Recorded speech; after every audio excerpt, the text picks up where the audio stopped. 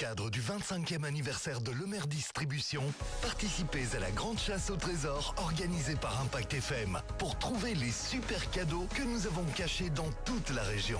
Durant toute la semaine, découvrez les endroits insolites où vous devrez vous rendre pour gagner 100, 50 ou 25 euros en bon d'achat chez Lemaire Distribution. Nous publierons les photos sur la page Impact News.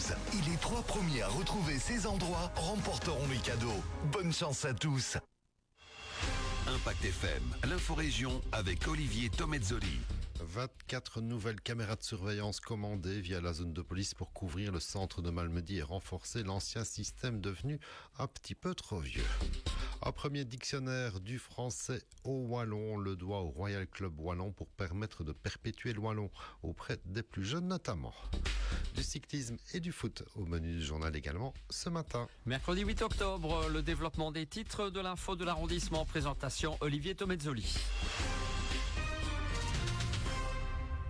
Bonjour à tous, on commence avec un petit mot de sécurité. Cela concerne les caméras de surveillance dans nos villes et particulièrement à Malmedy parce qu'on en a déjà longuement parlé, notamment lors de la dernière campagne électorale. C'est désormais à qui que la ville va se doter d'un tout nouveau système de caméras via la zone de police.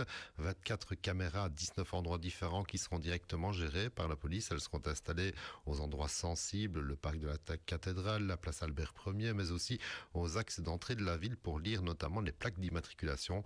Le conseil de police a validé cet achat. Elle devrait être installé plutôt rapidement.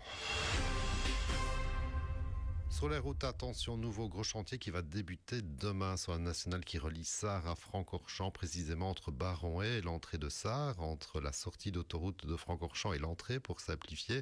Un chantier de rénovation du revêtement. La route sera fermée dans les deux sens, autant le savoir. La sortie Francorchamps en venant de Malmedy sera elle aussi fermée. Des déviations mises en place, mais il faudra en faire des kilomètres pour ceux qui veulent éviter ce grand axe. Chantier qui débute donc demain, jeudi, jusqu'au mercredi 22 octobre inclus. Vous voilà déjà prévenu. Gros plan sur un ouvrage qui risque bien de rester dans les annales. Tout premier dictionnaire français wallon, du wallon de Malmedy et de Wem et des villages. Une première. Les deux dictionnaires précédents partaient du wallon vers le français. Un dictionnaire qui est donc ici le résultat de 30 ans de travail et de recherche menés par René Boulangier. Le premier tome des lettres A à E est en souscription actuellement pour le plus grand bonheur de Jacques Remy-Paquet, le président du Royal Club Wallon.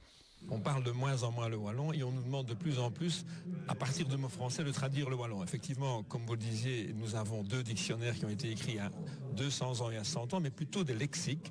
Ici, c'est vraiment un dictionnaire. On pourrait dire que c'est la traduction en wallon du petit Robert.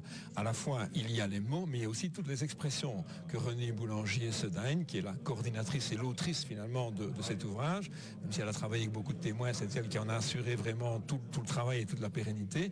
Eh bien, l'objectif, ça a été de recueillir à la fois toutes les expressions wallonnes, grâce aux témoins qui faisaient partie de son équipe, et donc d'un point de vue oral, mais également elle a feuilleté, je crois, tout ce qui existe comme source wallonne depuis 200 ans. Cet ouvrage vraiment vient à point nommé, puisqu'il n'y a plus de transmission entre les générations du wallon. Moi, j'ai appris le wallon grâce à mes grands-parents, mais mes enfants ne le parlent pas. Donc je crois que ça permettra aussi à des jeunes qui nous demandent de plus en plus d'avoir un instrument, un outil pour travailler le wallon.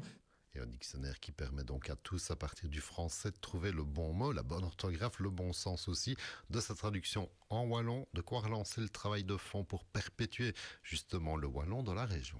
C'est vraiment quelque chose qui viendra en complément de ce qu'on fait déjà, à la fois dans les écoles, puisque nous avons des animatrices qui vont dans les écoles. Nous organisons tous les 15 jours des cactèches, donc des ateliers en wallon qui sont fréquentés par beaucoup de jeunes. Et puis nous avons publié il y a 2-3 ans les 1000 premiers mots en wallon. Donc ça c'est vraiment, je veux dire, de tous les ouvrages que le Club Wallon a publiés, et on en a publié énormément, de grande qualité. C'est vraiment pour moi le sommet de ce qu'on pouvait faire, de pérenniser vraiment le wallon à l'heure actuelle pour qu'il reste vivant, pour qu'il puisse se perpétuer aussi vers les générations futures.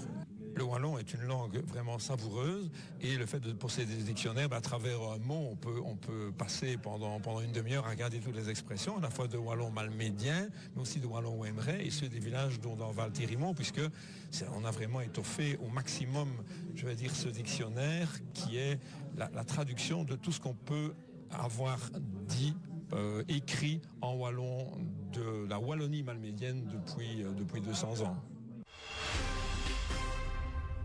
Un petit mot de cyclisme pour saluer une fois encore le talent du jeune Stavlota Léo Schintz qui court sous les couleurs du Vélo Club Ardennes. Léo qui s'est encore distingué lors des 2 étapes de la Philippe Gilbert Junior ce dernier week-end en terminant avec le maillot vert de meilleur sprinter sur les épaules. La première étape allait d'Ewaï à la Glaise samedi, la deuxième dimanche arrivée au sommet de la Redoute.